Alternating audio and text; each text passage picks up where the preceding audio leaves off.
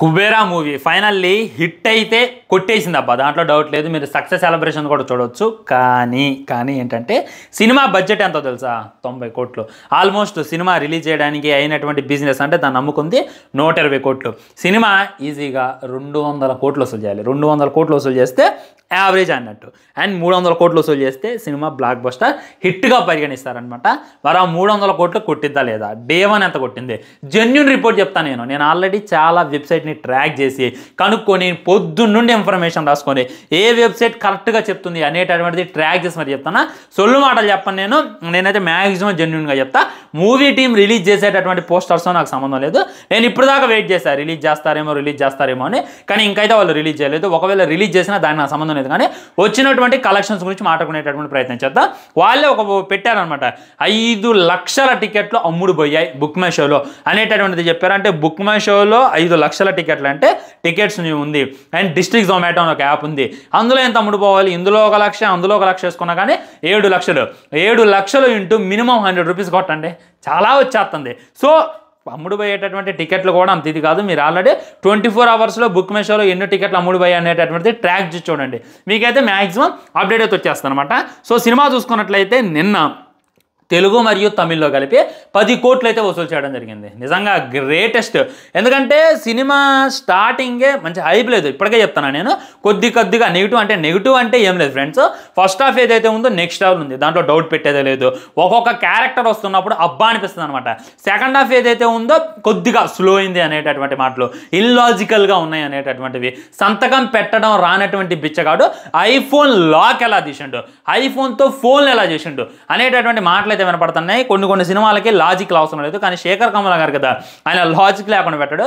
ఇది ఎక్కడ మాసం అని చెప్పి మాట్లాడుతున్నారు. సో అక్కడక్కడ మిక్స్డ్ టాక్ నడిచిన, అక్కడక్కడ పాజిటివ్ అయితే వచ్చేసింది. ఏది ఏమైనప్పటికీ ధనుష్ అన్నకైతే మంచి పేరును తీసుకొచ్చి పెట్టింది.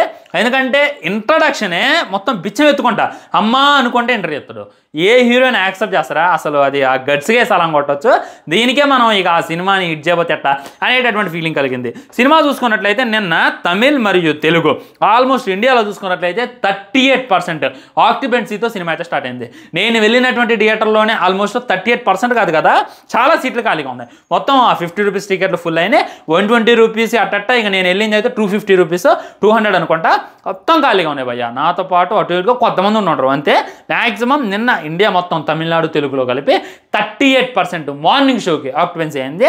సినిమా బాగుంది. కొద్దిగా హిట్ టాక్ వచ్చిన తర్వాత మధ్యాహ్నం కల్లా జయ్యని పెరిగింది, 58%కి వచ్చింది. మన ఫస్ట్ షో కల్లా చూసుకున్నట్లయితే 60%, సెకండ్ షో కల్లా చూసుకున్నట్లయితే 62% వచ్చింది. ఇవాళ ఇంకా రిపోర్ట్ అయితే రాలా, ఇవాళ సాటర్డే కదా, మళ్ళీ ఇవాళ ఎంత ఉంది అనేటటువంటిది చూడాలి. రేపు వచ్చేటటువంటి రిపోర్ట్సే వచ్చేటటువంటి కలెక్షన్స్ అయితే మాట్లాడతాయి అనమాట.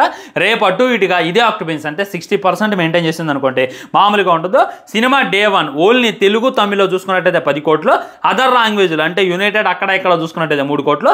డే 1 కుబేరా చూసుకున్నట్లయితే 13 కోట్లు వసూలు చేసింది నెట్ కలెక్షన్స్. గ్రాస్ అయితే వేరే ఉంటుంది అనమాట. ఇంకా నేను గ్రాస్ అయితే అంచనా వేయలేదు. ఓన్లీ సినిమాకి 120 కోట్లు పెడితే 13 కోట్లు వసూలు చేసింది. ఇంకానైనా ఆల్మోస్ట్ 100 కోట్ల పైన వసూలు చేయాలి ఫ్రెండ్స్. మరి ఆ 100 కోట్ల పైన వసూలు చేయాలి అంటే ఏ రేంజ్లో బుకింగ్ జరగాలి, ఏ రేంజ్లో మ్యాజిక్ జరగాలి అనేటటువంటి వెయిట్ చేసి చూడాలి. శేఖర్ కమల గారి సినిమా ఏదైనా సరే 50 కోట్లు మించదు బడ్జెట్. 50, 20, 10 కోట్లలో కూడా తీసేస్తాడు. లైఫ్ ఈజ్ బ్యూటిఫుల్కి 5 కోట్లు కూడా అయినలేదు.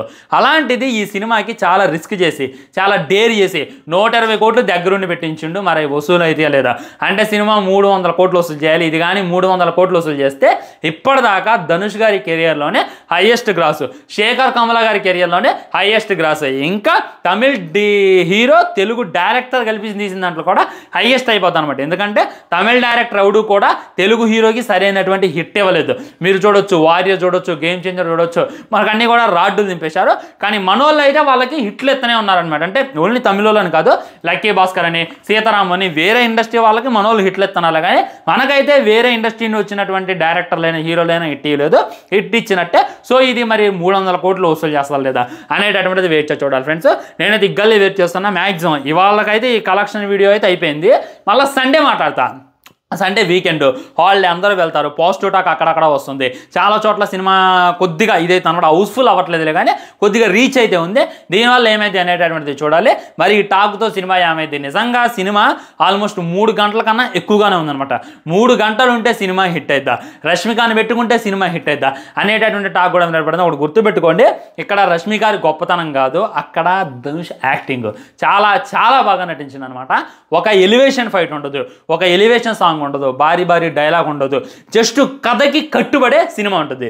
కథని బేస్ చేసుకోండి, చాలా రియలిస్టిక్గా. ఇప్పటిదాకా చాలా సినిమాలు వచ్చినాయి అనమాట బిచ్చగాడి మీద, కానీ మనంత రియలిస్టిక్గా అనిపించాయి. అప్పుడెప్పుడు బిచ్చగాడి సినిమా చూసాం, మళ్ళీ ఇప్పుడు ఇదే చాలా చాలా రియలిస్టిక్గా అంత న్యాచురల్గా సినిమా అయితే ఏ హీరో డేర్ చేయడు, ఏ డైరెక్టర్ డేర్ చేయడు. డైర్ చేశారు కాబట్టి ఇంకా వెయిట్ చేసి చూడాలి ఫ్రెండ్స్ ఏమైతే అనేటటువంటిది. హిట్ అయింది డౌట్ లేదు, కానీ 120 కోట్లు బూడిద్దా లేదా అనేటటువంటిది వెయిట్ చేసి చూడాలి. ఉంటా బాయ్. ఛానల్ని సబ్స్క్రైబ్ చేయండి, లైక్ చేయండి, వీళ్ళని తిరిగి షేర్ చేయండి. వందే మాత్రం జై